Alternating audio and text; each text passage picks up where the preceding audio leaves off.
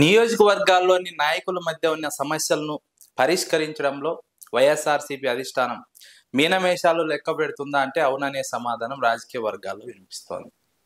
సమస్యను పరిష్కరించకపోగా అక్కడ ఫిర్యాదు వచ్చిన వారిపైన యాక్షన్ తీసుకోవడం వైఎస్ఆర్సీపీకి నష్టం చేకూరుస్తోందని రాజకీయ వర్గాల్లో చర్చ జరుగుతోంది.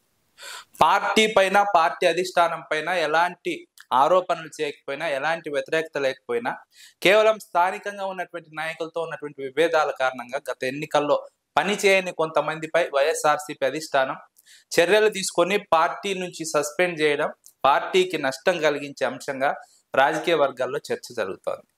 సత్యసాయి జిల్లా రాప్తాడు, హిందూపురం, కదిరి ఈ 3 నియోజకవర్గాల్లోనూ గత ఎన్నికల్లో అభ్యర్థులతో చాలా మంది స్థానిక నాయకులకు విభేదాలు ఏర్పడ్డాయి. విభేదాల కారణంగా వారు ఎన్నికల్లో సహకరించలేదు. ముందే చెప్పడం జరిగింది వైసీపీ అధిష్టానానికి, ఎన్నికల్లో వీరికి టికెట్ ఇస్తే సహకరించబోమని.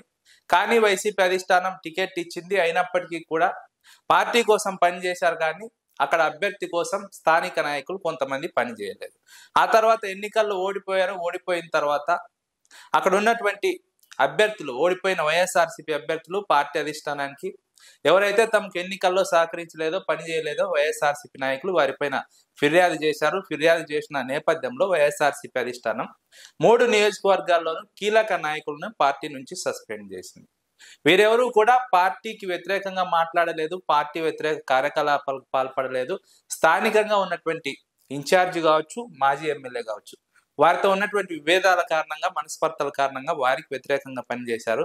జగన్మోహన్ రెడ్డి గురించి కానీ వైసీపీ గురించి కూడా ఎక్కడ తప్పుగా మాట్లాడలేదు, తప్పుగా ప్రచారం చేయలేదు. అయినప్పటికీ పార్టీ అధిష్టానం సస్పెండ్ చేసింది. సస్పెండ్ చేసిన ఈ నాయకులు పార్టీ నుంచి మాత్రం వెళ్ళిపోలేదు, ఇంకో పార్టీలో చేరిపోలేదు. ఇప్పటికీ వైఎస్ఆర్సీపీనే అంటి పెట్టుకొని ఉన్నారు. వైఎస్ఆర్సీపీకి తాము వ్యతిరేకం కాదు ఎప్పటికీ, కానీ స్థానికంగా ఉన్నటువంటి నాయకుడితో విభేదాల కారణంగా సహకరించలేదన్నది ఆ నాయకుల వాదన. అయితే ఆ నాయకుల మధ్య ఉన్నటువంటి విభేదాలను పరిష్కరించి వారి మధ్య సయోధ్య కుదిర్చే ప్రయత్నం చేయాలి, కానీ సస్పెండ్ చేసుకుంటూ వెళ్తే ఇలా ఎంతమందిని సస్పెండ్ చేసుకుంటూ వెళ్తారు అన్న చర్చ రాజకీయ వర్గాల్లో వినిపిస్తోంది. వైసీపీ అధిష్టానం ఈ అంశం పైన తీవ్రంగా పునరాలోచించాల్సిన అవసరం ఉందని రాజకీయ వర్గాల్లో చర్చ జరుగుతోంది. ఎందుకంటే కీలకమైనటువంటి నాయకుడిని పోగొట్టుకోవడం ద్వారా పార్టీ నష్టపోయే ప్రమాదం ఉంది. కాబట్టి నాయకుల మధ్య ఉన్నటువంటి విభేదాలను పరిష్కరించాలి, వారికి సర్ది చెప్పాలి, సయోధ్య కుదిర్చాలి, పార్టీకి పని చేయించుకోవాలి. అంతేకాని సస్పెండ్ చేస్తూ వెళ్తే పార్టీ బలహీనపడుతుందన్నది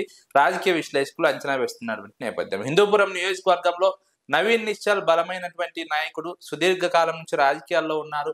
ఎమ్మెల్యేగా గెలవకపోయినప్పటికీ పట్టు కలిగినటువంటి నాయకుడు, వైఎస్ఆర్సీపీలో కీలకమైనటువంటి నాయకుడు. కొన్ని కార్యకలాపాలకు పాల్పడ్డారనే కారణంతో ఆయన పార్టీ నుంచి సస్పెండ్ చేయడం జరిగింది.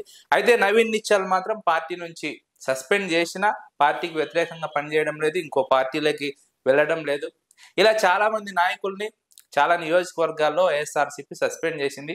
వీరందరినీ కూడా మళ్ళీ సస్పెన్షన్ ఎత్తివేసి తిరిగి పార్టీలోకి తీసుకొని పని చేయించుకోవాలి, నాయకుల మధ్య సయోధ్య కుదుర్చాలి, సమస్యను పరిష్కరించాలి, వారి మధ్య ఏముందో కూర్చోబెట్టి మాట్లాడి వారిని కలిసి పని చేయించేలా వైఎస్ఆర్సీపీ అధిష్టానం చొరవ తీసుకుంటే పార్టీ మరింత బలపడుతుంది, వచ్చే ఎన్నికల్లో మరింత దూకుడుగా విజయాలను నమోదు చేస్తుందన్నది రాజకీయ విశ్లేషకుల అంచనా. అయితే వైసీపీ అధిష్టానం ఈ అంశంపై పునరాలోచిస్తుందా, వారిని పార్టీలోకి తిరిగి తీసుకుంటుందా, తీసుకున్న తర్వాత నాయకుల మధ్య ఉన్నటువంటి సమస్యలను పరిష్కరిస్తుందా, సయోధ్య కుదురుస్తుందా, ఇలా ప్రశ్నలు అయితే వినిపిస్తున్నాయి. వైఎస్ఆర్సీపీ అధిష్టానం అంతిమ నిర్ణయం తీసుకోవాల్సిన అవసరం ఉంది.